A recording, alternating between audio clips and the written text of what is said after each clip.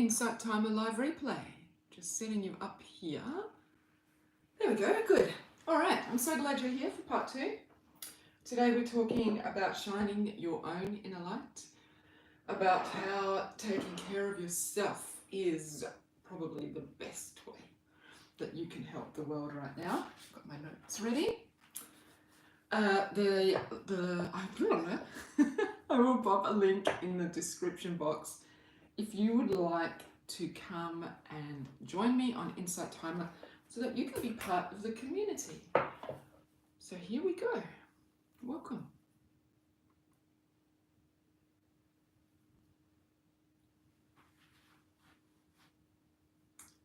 Namaste. Namaste, my lovely friends. It is so good to see you here for day 2 of How Can I Help the World? So welcome. I can see Robert, I can see Leanne, I can see Richard, I can see Monica, I can see Laverne. Welcome. Hi Richard. Hi Stephanie. Thank you for your donation yesterday, Stephanie. Namaste. Hi Jay. Hello Kathy from Utah. Welcome. Siska from Canada. Welcome. How are you in Canada today? Hey Leanne. Hello Monica. It's good to see you. Hi Laverne. Hope you're feeling well. Hello Lily. Welcome. Hey Robert. So good to see you all. So, after yesterday's live stream, how do you feel? Are there any new things that you have added into your routine? Oh, well, welcome Jay, first time here. You're very, very welcome. Are there any things that you have added into your routine or that you're thinking about doing that are different? Let me know in the chat box. So today we are going to talk about keeping your own light lit. Now, I know that we talk about this a lot as empaths. Keeping our light lit, keep taking care of ourselves, practicing self-care, more shopping at the farmers markets. Look how effective but simple is that, what Richard has just said there. He is going to shop more often at the farmers market instead of going to the supermarket, feeding the wallets of big business. And probably as a result too, you would be doing good for the environment with that, Richard, because they're farmers, they're real farmers. They're not monoculture, I grow broccoli and that's it sort of farmers, right? They're diverse, probably know their land better than a monocle, like a person who farms one thing on their land. Better for the environment, less food miles, and probably more nutrition. I have no idea what that is, Saeed. Hi B, welcome. That's a lovely tree in your icon photo, your profile photo. Gorgeous. Okay, so following on from that, today we're going to talk about taking care of yourself. You're going to sing a song in the chat. As long as it is a beautiful and inspiring song, Zaid, go for it.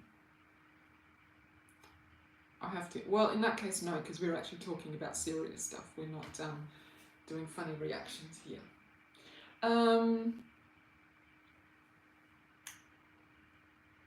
So, let us talk about keeping your light lit. Let us talk about how we can help the world by helping ourselves.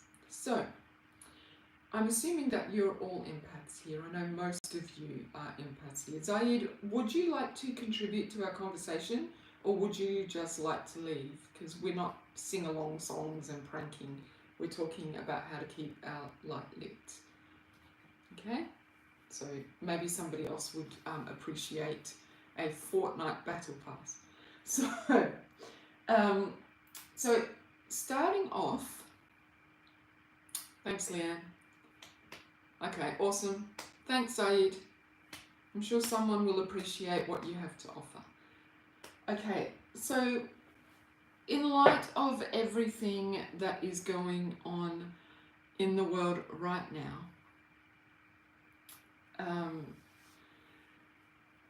the most important thing is that we keep our heart wide open, really open. So what we're seeing in the world right now is a lot of war, a lot of separation, division between people who have no reason to be divided, because we really want all this, we all want the same thing when we boil it all the way down to the very nitty gritty.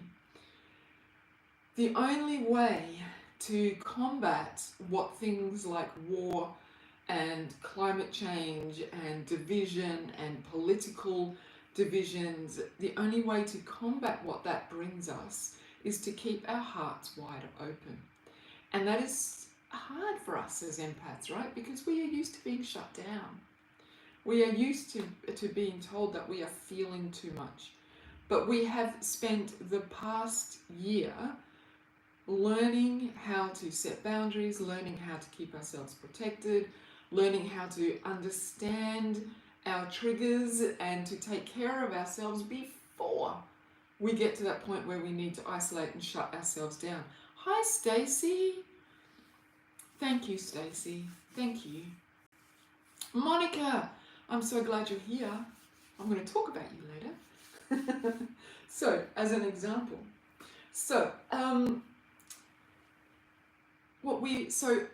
now that we know, hey, I'm an empath, this is what I need to do to keep myself okay, to keep myself well. They have been prepped, haven't they, Jay, in a big way. And we've been talking, our community has been talking a lot about how to help ourselves.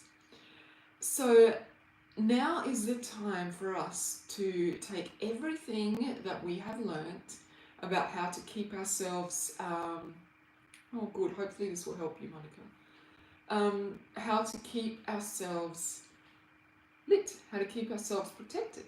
And now we need to take that a step further and allow ourselves to be fully open. The world needs us to stand with open hearts. And today I'm going to talk to you about how we can do that. First of all, as empaths. And even if there are some of you who are not empaths and you're here, this will still pertain to you as well. Oh, beautiful, Monica. This will still pertain to you. Everything that is going on is causing us to feel on overload, right? So many emotions. There is anger at what's happening. There is maybe a little bit of despair at what's happening. There is certainly a lot of pain and a lot of uncertainty. The first thing that you need to do right now is to feel it. Don't hide yourself from it. Don't turn away from it. Don't say it's wrong to feel anger. It's wrong to feel sad, to feel lonely, to feel overwhelmed. You have to allow yourself to feel it. Don't shut it down and shut it away. Feel it. Right, okay. Jay, there's nothing wrong with a little bit of prepper mentality. We do need to prepare a little bit. But in a good way, in a positive way. We need to, can I just say to that, if you, and my husband and I are also doing quite a bit of what you would consider prepper work. But if you prep, not as I am hoarding everything so that my family will be okay, but if you prep in a way that is, my family will be okay and the people around me will be okay, that is a good thing. Don't withdraw yourself. You know, I used to love watching those prepper shows and laughing at them. If I watched one, I wouldn't laugh at them anymore. But the thing about them was that they would always separate themselves from the rest of the world to protect what was theirs. I think we need to be preppers, but we need to be preppers in a world where the whole, where we are preparing, we are including ourselves in the world, and we are preparing for everyone that is around us. So it's an inclusive preparation. Hoarding food is not inclusive preparation, right? So maybe I can do a bit more chatting about that later, at another time. So feel everything that is happening to you. Give room and space for your emotions. Give room and space for the sadness. Don't bypass it. Don't be sitting at home and thinking, well, Cindy says I need to shine my light, so I can't actually feel that. Because feeling it will help you to keep your heart open and shine your light. We're not bypassing our pain. We're experiencing it and feeling it. It is your pain that galvanizes you into action. It is your anger that makes you can sit at home and stew in your anger, or you can feel that anger and say, what can I do? And use that anger as fuel. Use that anger as passion to take action and to see how you can make a difference, to see what you can do. So feel your emotions. But once you felt it, yes, absolutely, Monica, you must feel your feelings.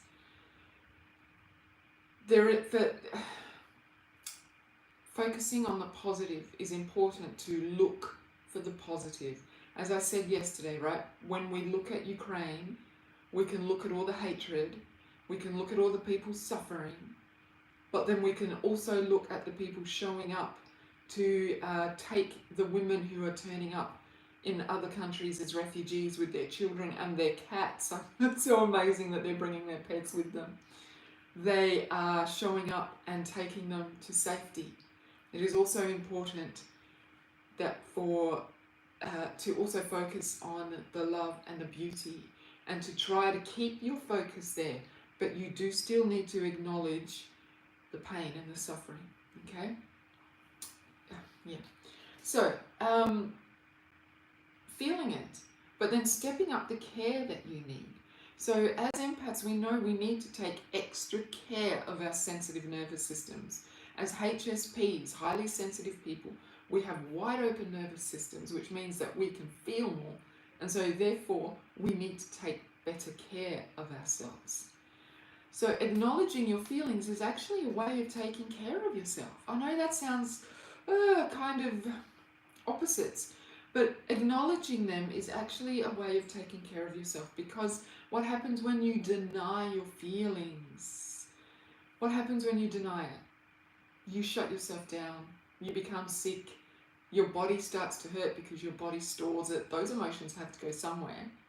You know that, right? If you just hold on to those emotions and don't feel them, they have to go somewhere.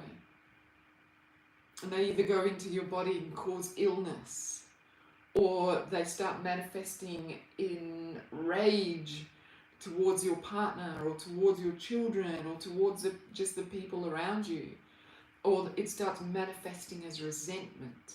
And the one thing that we don't need is a bunch of people stewing in resentment when there is already so much darkness, right?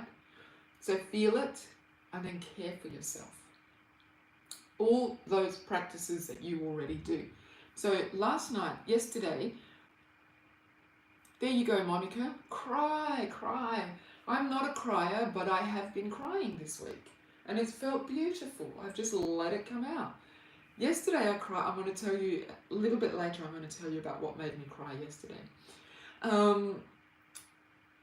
So there was something that I wanted to tell you about that. Okay, so yesterday I was telling you that I was getting to the end of every day, and same yesterday, and just feeling completely exhausted. That was a hard day. Every day. Now, you know that I am a big advocate for energy cleansing at the end of every day. And I have a playlist of meditations, of energy cleansing meditations on my Insight Timer profile. If you're new to this, go, and every evening as I get into bed, and then I put my AirPods in my ears, your headphones, whatever you have, and I listen to an energy cleansing meditation, which helps me to get rid of the debris that I have picked up from other people's emotions, because that's what empaths do, right? That's what HSP people do. We absorb the stuff, the energetic stuff that is around us. So the meditation helps me clear. Now, usually when I do one of these meditations, halfway through I am gone, happily, peacefully sleeping, and then I'll wake up during the night and realize that my earpods are still in, and I'll take them out, and usually at that point I'll recommend it to my circle and go to sleep and sleep beautifully. What's happening lately is that I'm doing these meditations and I am like wide awake in my bed, and all it's doing is taking me from fever pitch, oh my god, to a point where I can sleep. So what I've started doing is morning energy cleanse as well. So helping myself to get rid of the stuff that has surfaced during the night, because we process, our subconscious processes while we sleep. So then I can come and sit here with you with clean energy, or with whomever I'm spending time with during the day. So I'm doubling down on what already works. If heading out to nature is what works for you, double down on that. Do more. Bring more plants into your house. Get yourself a veggie patch happening. Spend more time sitting on the grass. Maybe if you sit on the grass, or lie down on the grass. Just double up whatever it is that you're already doing. Do more of it and be unapologetic about it. If it takes you an hour to get yourself set every single day so that you can be out in the world, then hey, now it's going to take you 2. Be unapologetic about it. Do what you have to do so that your heart can remain open. Okay, so what I wanted, I've written this down, and this is really important because this came to me during my meditation. Okay, heart wide open. War makes us hard-hearted. Seeing the images of war, seeing the images of death and destruction make us hard-hearted. But these are the death throes of a system that knows it is coming to an end. These are the death throes. Things ramp up before they die. You're at your most fever pitch, full of strength, when you think it's all coming to an end. Okay. So you need to keep yourself wide open. All are not fighting because they want this. They are prisoners in this war too. Absolutely, Siska. I absolutely agree with you. Yes, all of that.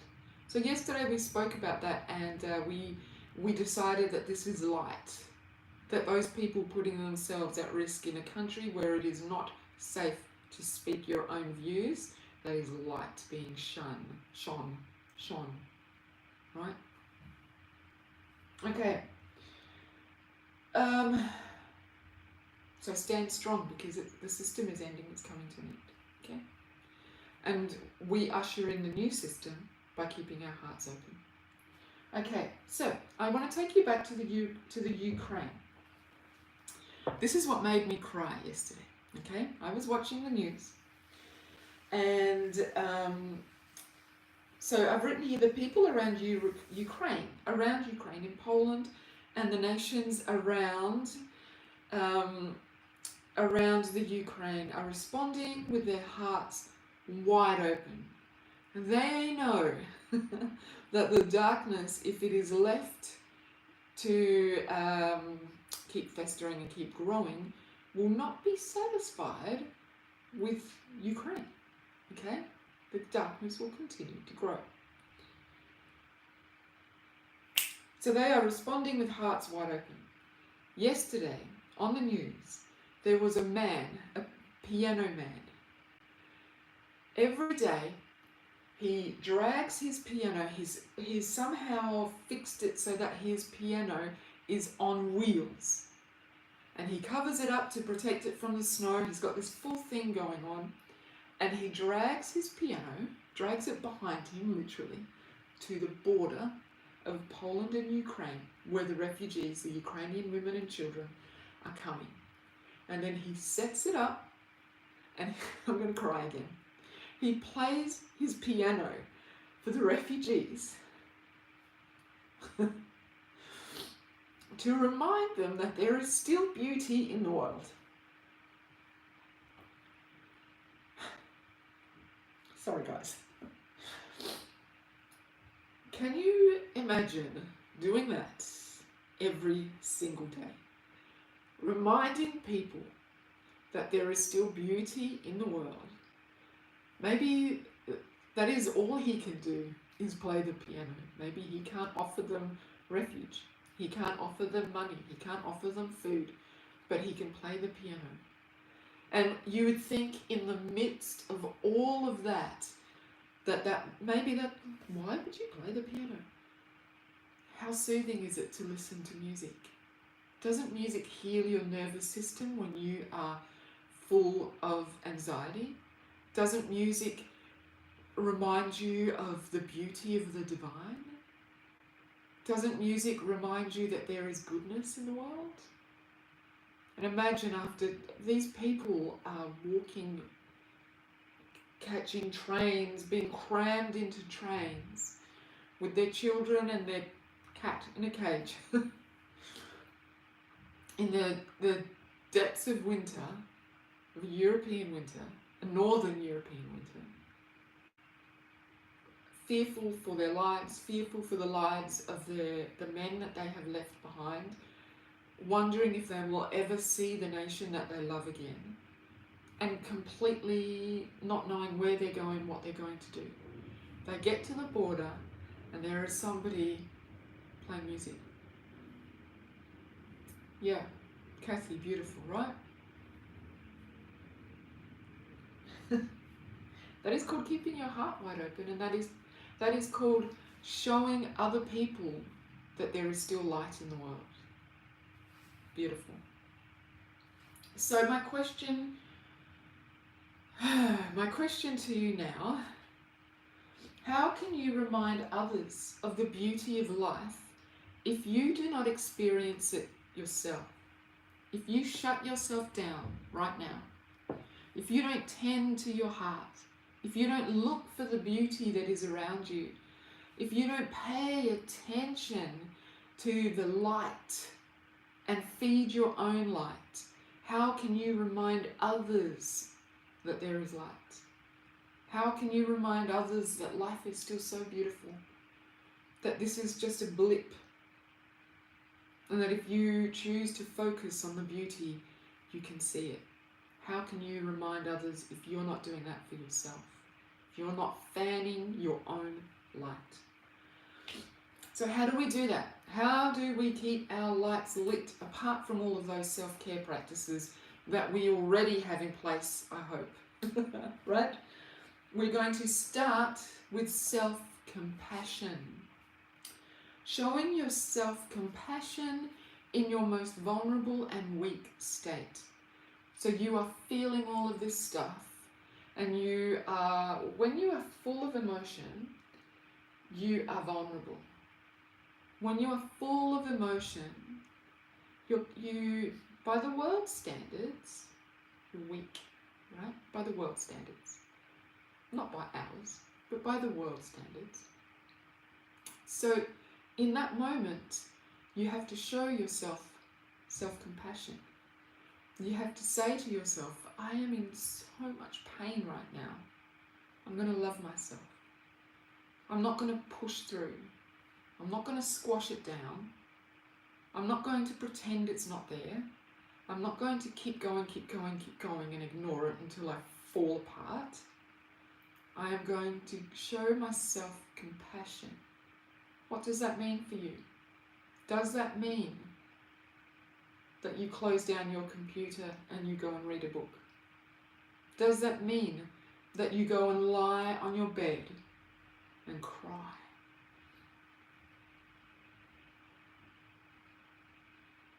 Oh, Jay, that is beautiful. Thank you for sharing that. Does that mean that you go and grab your pet and just spend an hour cuddling it? What does self-compassion mean for you? What do you need when you are in your most vulnerable moment? Give that to yourself. Allow yourself to feel it and then love yourself. Give yourself self-compassion. And start with self-love. It hit home for Brian? Good. Give yourself gifts. Buy yourself flowers. Get yourself a plant. If you see a beautiful crystal and you can afford it, get it for yourself. If you want to bake yourself the most magnificent cake you've ever baked, do it. Give yourself gifts. Love yourself. Allow yourself to rest. Allow yourself to go to bed at 7:30 if that is what you want to do. Allow yourself to binge watch a TV show if it's going to make you feel better. Allow yourself rest. Don't just allow it, guys. Schedule it. Schedule it in. Schedule that between 7 and 8 a.m. I simply potter in my garden for an hour. And then if at 1 o'clock you're like, oh my God, I'm so exhausted, give yourself more rest. Okay? Look at Monica. Walked and cried in the woods until she smiled. That is giving yourself, that is showing yourself self-compassion. That is giving yourself the gift of allowing the emotions to come until they have gone. Until she smiled. Amazing. Don't tell yourself that you are weak or stupid or whatever. Just feel it. Go with it. Rayla took a nap. Perfect. Perfect. Take care of yourself like you are in love with yourself. Think about the person that you love the most in the world. Or think about if you're a single person and you find yourself alone, think about if you had someone that you were sharing your life with, what would you do if they were hurting? What if they came to you and said, oh, I'm in so much pain, my heart hurts so much because I just saw whatever it was that they saw. Leanne went to the ocean. Beautiful, Leanne. What would you do? How would you treat them? How would you show them that it was okay? How would you give them what they needed so that they felt better? Treat yourself in that same way. Externalize it if you have to. If you're not yet in the place where you can just give yourself what you need without feeling guilty, externalize it like that. Imagine that I was, the person that you love most in the world. What would I do for them? And then give it to yourself. Beautiful. And here, Monica is an example, and she's actually showing us what an example she is. Monica and I have connected on Instagram, and her Instagram feed always, when her pictures come up, they always make me smile, and I say to myself, there's Monica loving on herself again, because she's either off at the gym taking a photo of herself with her friends doing Zumba, or then she is walking with her mum somewhere out in Texas, or she is taking a photo of the sun or the clouds, or she's taking a photo of a river flowing. There are always these things that make me think, look at Monica, loving the earth, loving herself, doing things that are good for herself, taking herself out today. I never see a picture of Monica whinging about something. It's always, have a look at this beautiful thing. Have a look at this gorgeous thing. Look at the sky today. The sky is beautiful. And in her doing that, I have to say, Monica, it lifts me too, because sometimes I see your pictures of clouds and I'm like, oh, I wonder what the sky's like today, and I'll go outside and have a look and spend a moment just looking at the sky. But she is a perfect example of doing good things for yourself. Okay. Excuse me. All right. Boundaries. Set boundaries is another way to keep your light bright. Some of you I know are in situations where boundaries need to be very fluent and malleable. Oh, my pleasure, Monica. You certainly do. You certainly do. So I know some of you are caring for people, and those people aren't as well as you would like them to be. So, you need to be malleable with your boundaries. I get that. But what's the thing? I bet she is here.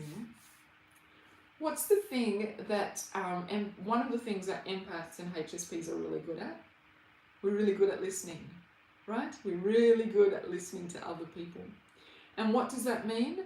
That means that if we don't have boundaries in place, people will come and dump on us.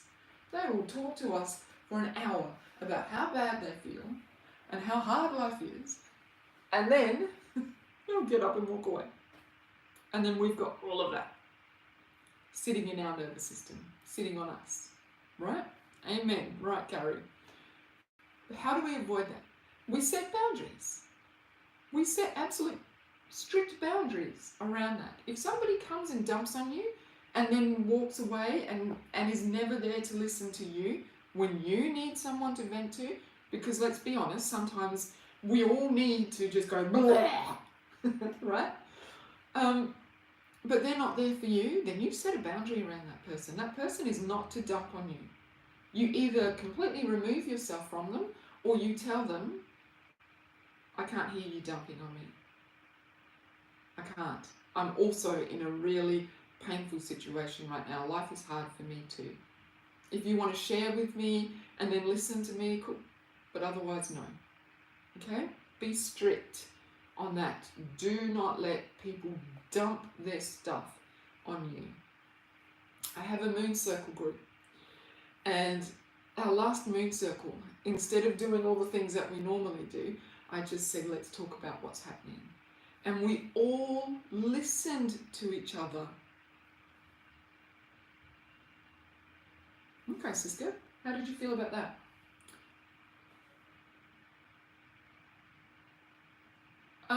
Leanne, that's a really good question. You're afraid to tell them because you're afraid that they won't like you. If someone is dumping their stuff on you and they're not listening to you, if it's not a two-way street, are they actually friends? Do you actually need them in your life if all they're doing is dumping on you? Do you need that sort of friend? Sometimes people do that and they don't even realize it. I used to be like that. Before I got a bit emotionally intelligent. Before I got a bit emotionally intelligent, I will admit that I used to dump on people. And somebody told me, I really can't cope with you always being so negative. And the moment they told me that, I was like, am I? Am I really? And then I had an opportunity to go and think about my behaviour, and I realised that yes, as soon as that person turns up, I just start going blah, blah, blah, blah, blah. I used to be, Richard. I used to be.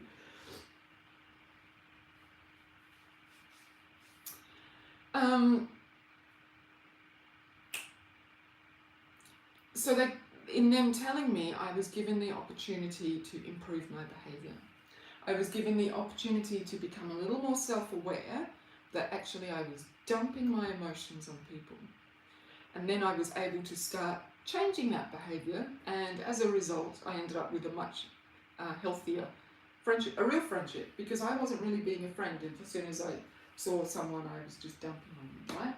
So maybe if you just gently tell them, I am having such a rough time right now, and when you just come and dump on me like that and then leave me, it just makes my life harder. Or however you want to do it. Do it in a loving way. Compliment what you want to tell them, compliment. And then give them time to assimilate what it is that you've said, because it's shocking to hear. right? I was shocked when I heard it. Am I really like that? Went and thought about it, realised yes I was, made some changes to my behaviour, came back to that friendship. If I had decided that actually you are full of it because I'm really cool, I would not have grown, but I would not have gone back and dumped on that person, and that person did not need me dumping on them. There's always room for improvement. Exactly, B. Yeah, good.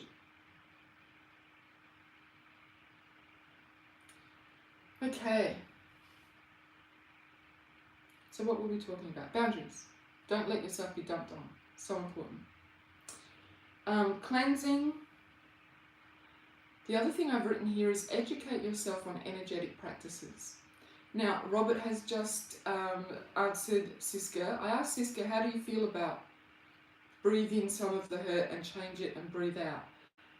It is an energetic practice, transmuting energy. The reason I asked Siska is because, and I think Robert would agree with me, it's not the easiest thing to do. You need to be able to breathe it in and then breathe it out. But it is definitely one thing that empaths, once we have a hold on ourselves, transmuting energy is a definite gift of an empath. Taking energy that is negative and turning it into something positive is definitely a gift, but you need to be able to handle it. You need to be able to know how to shift it out of your system so that it doesn't weigh you down. That's why we practice. Exactly.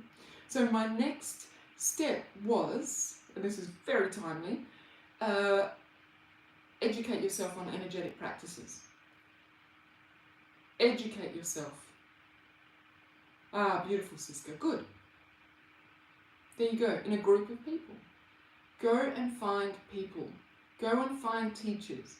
Go and find courses, classes, read books that show you how to do things like transmute energy. Go and do, if you're not already a Reiki person, go and do Reiki 1 so that you can heal yourself. You can learn how to channel the energy to heal yourself. Go and there's a really good book by Cindy Dale. Can't remember what it's called now. The Energy Workers Handbook or something like that.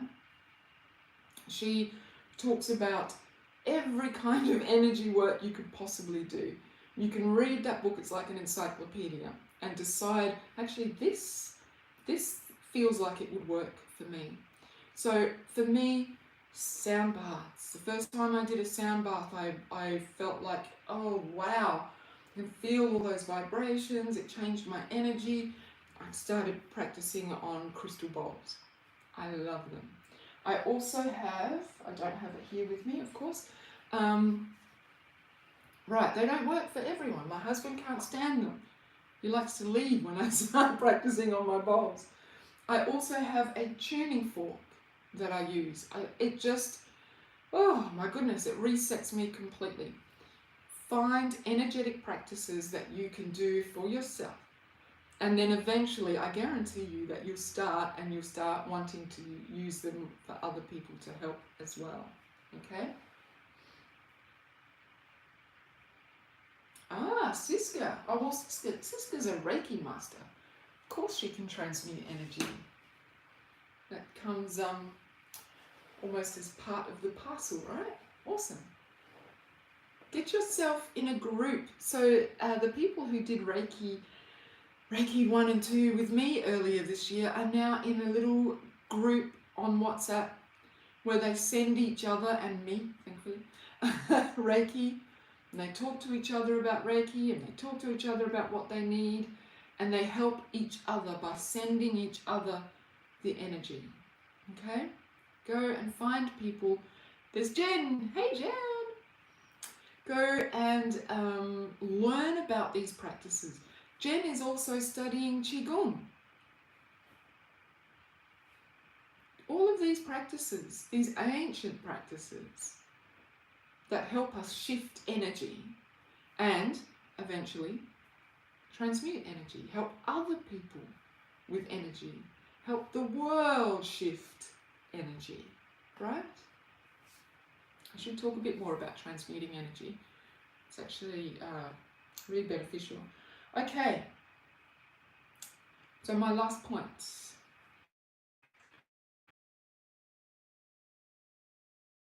As a refuge. If you dwell in beauty, then you can share from that place of beauty. Going back to the piano man, sharing the beauty of music, because music is obviously his whole life. And that was what he could share. Now, if you are living in a place of ickiness, if you are living in a barren situation, then what can you give?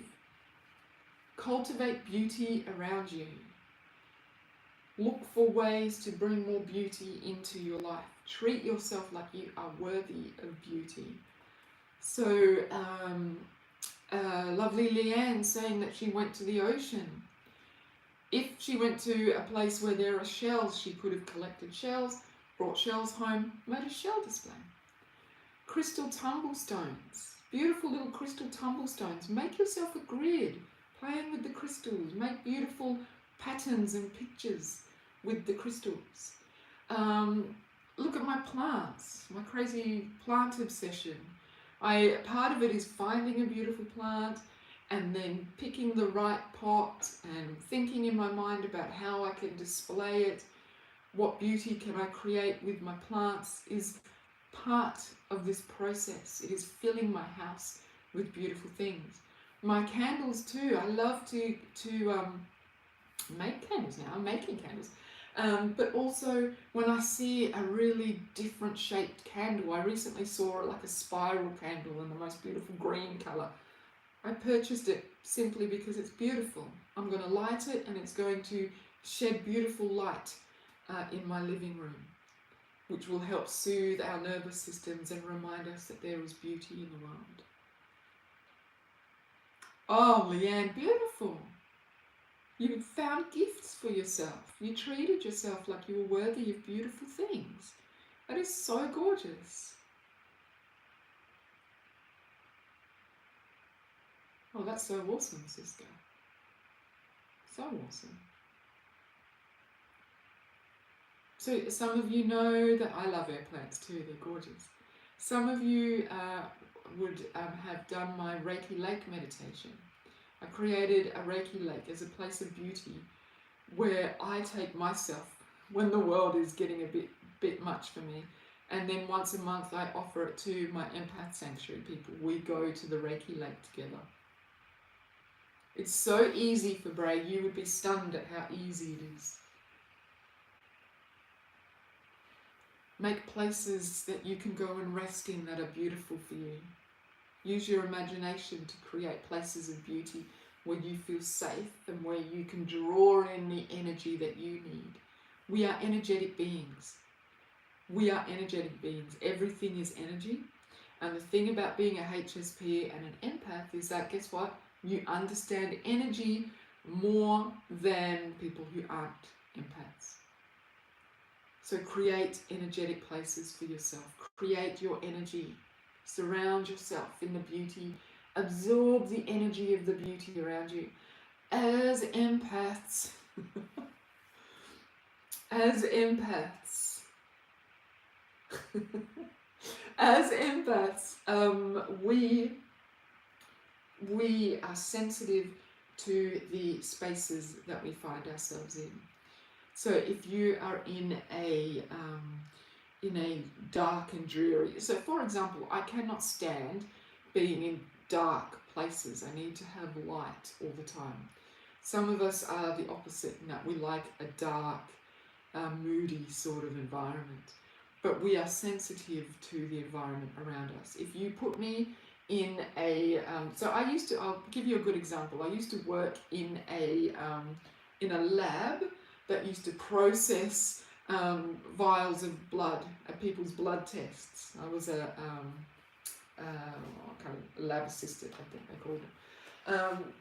And I had to go down the lift to the basement of the hospital And for 8 hours, I was in a completely sterile environment with no fresh light, no real light. And I didn't last very long at that job because I got so depressed because it's not the right environment for me. So we are sensitive to so much, including the environment that we find ourselves in. So create an environment of beauty. Create an environment so that when you have been out there in the world doing all the crazy things with all the people who are feeling super strung out, the moment you step into your environment, you can exhale. Cultivate the energy in there. There are so many ways to do this. I don't have enough time to talk about them, but I could talk about them for hours and hours. Do the things, create the environment so that when you are in it, you are surrounded by things that make you remember the beauty that is in the world. So that when you take yourself out of your environment and you go back out into Crazyville, you are filled with beauty, your heart is wide open, and you are sharing your light with people. Okay? Oh, Cisco gets her candles blessed. That's beautiful. On that, Cisco, Jen, when she did her, we had a practice session for Reiki 1 and 2, and it was actually you, Jen, that got me onto making candles. You said that you poured a candle and set the intention over the candle so that you knew when you created your altar and your space to start doing Reiki that the intention, the candle was created with pure intention. And that just stuck with me. Your beautiful altar, and in particular what you said about pouring a candle, was like, oh. So now I make candles for the exact same reason. So thank you, Jen. Now, what has Cisco? Air plants. Oh yeah, Richard. How beautiful is that? Can't light a candle without saying a prayer. Beautiful. That's so good. Yeah, awesome. Thanks, Jen. So, that's it. Done. How can you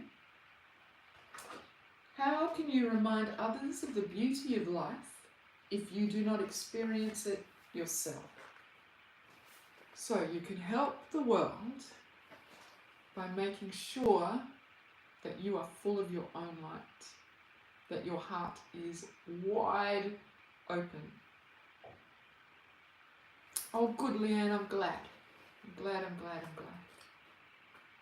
Alrighty, that's it. That's my 45 minutes for today. Oh, Elle, beautiful. I love your picture of Koi there too. Faced your body toward Ukraine and Russia, so love especially radiates. That's amazing. My pleasure, Richard. My pleasure. My pleasure, Stephanie. Thank you all for being here, for taking the time out of your days to do this, to learn about this. My pleasure, Kathy. My pleasure, Sarah. Thank you. So I'm back tomorrow. I can't remember what I'm talking about tomorrow. I think I'm getting a bit nitty-gritty tomorrow. I can't remember. Oh, Monica, namaste. Thank you so much for your donation. I really appreciate it. My pleasure, Fabre. Yes, I'll be back tomorrow talking about something. still on this topic. How can I change the world? How can I help the world? 45 minutes. I'd love it if you join me. Bring all of your good vibes and all of your heart wide open. Good, Monica. Yay. My pleasure, Lily. My pleasure, Jen. Thank you, Laverne. You too. Okay. Thanks, Stephanie. Go and find something to do that reminds you of the beauty of the world. Yeah, absolutely, Siska. Absolutely. Thank you for being here, and thank you for sharing your transmuting energy practice. Thank you, Robert. I always appreciate your wisdom. Piano music, beautiful, good. Awesome. Okay, namaste. Take care of yourselves, and I will speak with you again soon. Bye.